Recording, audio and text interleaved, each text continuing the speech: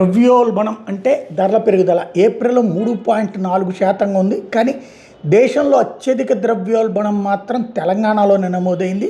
మే నెలలో తెలంగాణలో 6.1%, దేశమంతా 3.5 3.6 ఉన్న దశలో ఇప్పుడు 8కి 3.8 ద్రవ్యోల్బణం. అదే సందర్భంలో తెలంగాణలో మాత్రం 6, అంటే దాదాపుగా డబల్ ద్రవ్యోల్బణం. ద్రవ్యోల్బణం అంటే ఏం లేదు, ఈజీగా అర్థమయ్యే భాషలో చెప్పాలంటే ధరల పెరుగుదల దేశంలోనే అత్యధికంగా ఉన్నటువంటి రాష్ట్రం కిందన రికార్డు సృష్టించింది. ఇది పాజిటివ్ రికార్డు కాదు, నెగిటివ్ రికార్డు.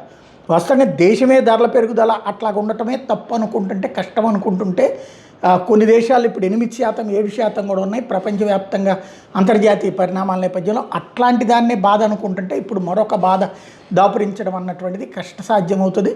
ధరలని అదుపులో పెట్టాల్సిన బాధ్యత రాష్ట్ర ప్రభుత్వాలు కూడా సీరియస్గా తీసుకోవాల్సినటువంటి అవసరం అయితే ఉంది.